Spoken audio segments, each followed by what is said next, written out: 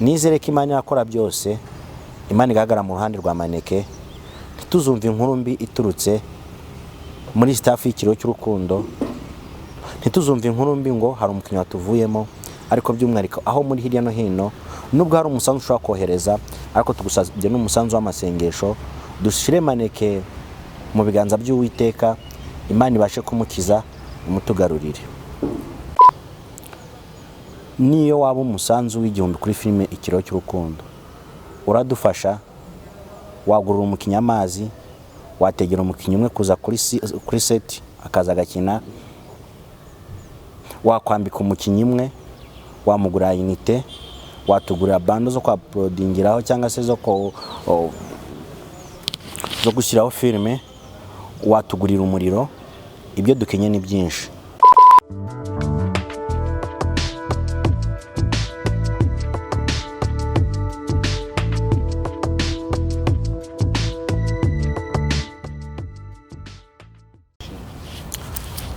Twongeye kubaramutsa nshuti bakunzi ba Iris Rwanda, amahoro y'Imana nabane namwe. Nkuko musanzwe mubizi muri kumwe na Mr. Gugu. Ngiye kuvuga iki? Ndaje kwa ngo tuganire gakeya cyangwa se gatoya, cyangwa se mfata iminota mikeya mbashimire mwebwe mwabashe kwihangana mu gihe twari tumaze dukora season ya kabiri tukayisoza, tugashyiramo igihe kitari gitoya dutegura season ya gatatu. Ariko nizi saa tukitegura season ya gatatu igiye kubageraho mu minsi iri imbere ya vuba itarambiranye, kuko kuva twahagarika twashizemo ibyumweru bibiri byo kuruhuka. Ubu rero akazi kagezweho nako kuva ngo season ya gatatu muzayibona ryari, izajya hanze ryari. Twahuye n'imbogamizi nyinshi, abenshi mu kugenda mumpamagara mumbaza ngo season ya gatatu ni ryari, abandi mbese Ikiriyo cy'urukundo yararangiye ntabwo izongera kuboneka, abandi ese bimeze bite, abandi bati mwaraturyamishije. Ntabwo twabaryamishije, ahubwo ikinzanya hano no kugira ngo mbabwire ngo muri abakunzi bacu, muratuzirikana ku manywa na nijoro, natwe turabazirikana ku manywa na nijoro. Ariko kandi filime bisaba amafaranga, filime isaba ubushobozi, filime isaba ubwitange, filime isaba kurara utasinziriye, filime bisaba kurara dutegura bugaca dutegura. Ari nayo mpamvu ngize ngo mwebwe b'abakunzi bacu muduteze amatwi, nuruhe ruhari rwa buri wese wakunze iyi filime muri season ya gatatu. Wavanga ngiye gukora fundraising cyangwa gusaba, ariko niba amafaranga 1000 aho uri hose ukakitwoherereza, kizatugeraho kidufashe gutegura season ya gatatu. Kuko kuri izi saha nta muterankunga n'umwe dufite mu buryo bw'amafaranga, wenda ngabe yadufasha kugira ngo season ya gatatu ibashe gusohoka imeze neza. Icyo ni icyambere. Icya kabiri, season ya gatatu twifuza ko yabitandukanye n'andi ma season mwagiye mubona, kuko niyo ibitse byinshi, isobanuye byinshi, ifite umwihariko mu myandikire, mu mikinire, mu bakinnyi mwagiye mubona, kuko harimo icyo nakwita ikosora. Harimo ikosora. Uburyo natangiyemo season ya mbere, iya kabiri, ntabwo ari bwo buryo muzabonamo season ya gatatu.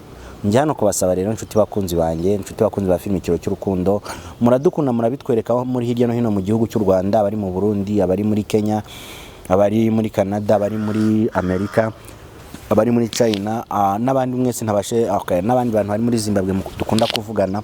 Aho muri hose uri kureba iki kiganiro, ndagusabye, niyo waba umusanzu w'igihumbi kuri filime Ikiriyo cy'urukundo, uradufasha, wagurura umukinnyi amazi, wategera umukinnyi umwe kuza kuri set akaza agakina, wakwambika umukinnyi umwe, wamugura inite, watugurira bando zo kwa prodingiraho cyangwa se zo gushyiraho filime, watugurira umuriro. Ibyo dukenye ni byinshi. Bravo ngo hakana ubugore ngaragarama, YouTube ntago igihemba amafaranga yabona yakora filime. Hari amafilime menshi yakinwaga mu Rwanda amaze guhagarara bitewe n'ubushobozi bukeya. Ntabwo twifuza guhagarika Ikiriyo cy'urukundo mu bushobozi bukeya, tuzakomeza dukore. Ariko ubushobozi bwa staff y'Ikiriyo cy'urukundo tubufatanyije namwe mwebwe muduteze amatwi mukunda Ikiriyo cy'urukundo, ntekereza ntashidikanya ko ubushobozi bwaba bwinshi, imbaraga za twese tuzihurije hamwe, umusanzu wa buri wese ahari hirya no hino mu gihugu, ahari hirya no hino hanze y'igihugu, tukawuhuza n'uwacu, twakora ibintu byiza kandi namwe mukabona ibintu byiza bibaryoheye, tutavuze ngo tugiye kwiyaranja dukore kugira ngo tubereke ikiro cy'urukundo ariko atari filime. Dutinzeho gatoya rero, kwa mbere w'ikindi inkoko niyo ngoma, saa 12 nkuko bisanzwe muzabona episode ya mbere y'ikiriyo cy'urukundo season ya 3. Ariko wowe duteze amatwi, hari byinshi tutarakora ushobora kutuyambamo cyangwa se kudufashamo. Duhamagara kuri 0784 88 994 0784 44 88 994. Ikindi ntabara kubabwira nuko dufite imbogamizi zitari nkeya. Hari umukinyi mwakunze cyane, umukinyi ubyibushye, umukinyi bakunda kwita Maneke. Ubundi mu kiganiro nonaha mu ijoro ryashize nibwo hagana mu masambiri yafashwe n'indwara ikomeye, bamutwara mu bitaro bya Musanze Ruhengeri, biba ngombwa ko bahita mu transfer i Kigali. Bamugejeje i Kigali, basanga afite ikibazo kitoroshye, byasaba kumubaga mu mutwe. Ntibamubaga ko babonaga bicwa kubyara ibindi bintu, barongera mu bamugarura mu bitaro bikuru bya Ruhengeri. Ntagashobora kuvuga, ntagashobora kumenya umuntu umugezeho, ubwo aryamye gutyo gusa ari mu bitaro aho ngaho. Muramukunda ndabizi. Ese wowe umukunda dufatanyije hari icyo twamukora tukamusura, niba tukamugera tukamwereka umutima w'urukundo? Nanjye mbivuze nk'umufana we, nubwo ari umukinyi dukinana, ariko ibyo akora biranshimisha kandi bingira ku mutima.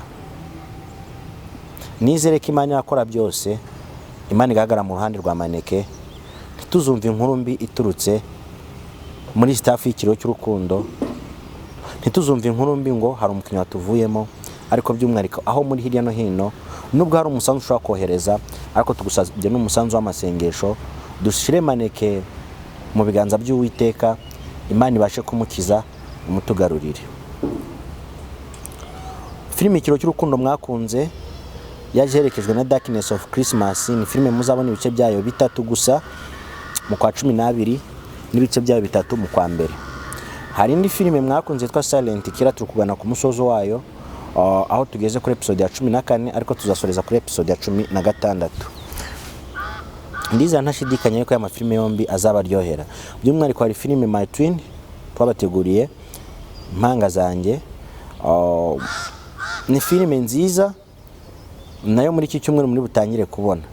Hari n'indi filime twabateguriye dufatanyije n'abantu bishize hamwe, badusaba topic turayibahereza. Ni filime twise ngo ijuru ryanjye cyangwa se ijuru ryacu cyangwa se Our Heaven. Ni filime mugiye kuzatangira kubona mu minsi iri imbere. Ivuga iki? Ivuga ku buzima. Hari abanyeshuri benshi bajya kwiga muri kaminuza, bagerayo ntibazibuke gutaha iwabo mu rugo, bagahitamo kwibera mu mageto, bakabana n'abakobwa, bakabyarana, bagashingiranwa, bagira amafaranga bakasubira mu rugo gukora ubukwe. Abandi bagira amafaranga ntibongere kwibuka inzira z'icyaro baturutsemo. Niyo message nyamukuru tuzaturi kubahereza. Nizeye ko muzaryoherwa, nizeye ko muzagubwa neza. Buri kimwe cyose tugikora kugira ngo mwishime, ariko namwe muri izi filime ziba zatuvunye. Umusanzu wawe niyo cyaba 1000, niyo byaba 5, niyo yaba miliyoni, twiteguye ko uzaba ufashije sinema nyarwanda kwibona ku rundi rwego. Hari ikibazo cyangwa igitekerezo waba ufite kudusangiza, dusure kuri Instagram ya Iris Rwanda official, udusure kuri Jagug Iris Rwanda, udusure kuri Facebook ya Iris Rwanda, utwandike kuri 078 44 88 994. Uzitabwa n'abakobwa beza, uzitabwa n'ijwi ryiza, kandi bazakwakirana yombi. Ukeneye kudusura, dusura i Musanze, uradusanga aho dukorera, nabwo uzagubwa neza. Dukomeze gushimira bamwe mu bantu badutiza ama location kandi batuba hafi: Urugano Virunga Palace, Susa Garden, Lipia Restaurant, BNB Benard Breakfast. Aba bose barakoze muri season ya mbere n'iya kabiri, kandi baracyakora muri season ya 3.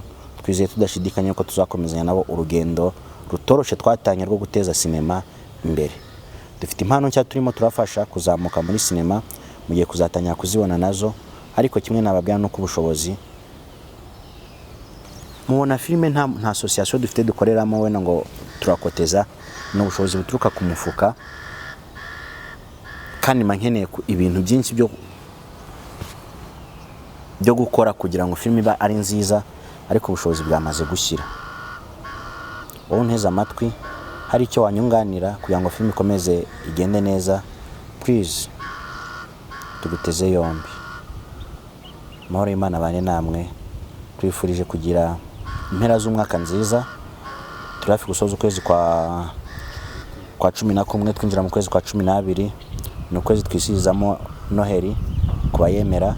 Ni ukwezi tuba twitegura gusoza umwaka dutangira undi mwaka. Ni ukwezi kwa ari ukwimigisha n'amahoro. Ni ukwezi kuzamo ibyishimo. Ni ukwezi twizeye ko abenshi twatangiranye mwese tuzasozanya uyu mwaka, kandi nabo tutasozanya uyu mwaka Nyagasani azababike mu bwami bwo mu ijuru, ye kuzababika ikuzimu. Bye bye.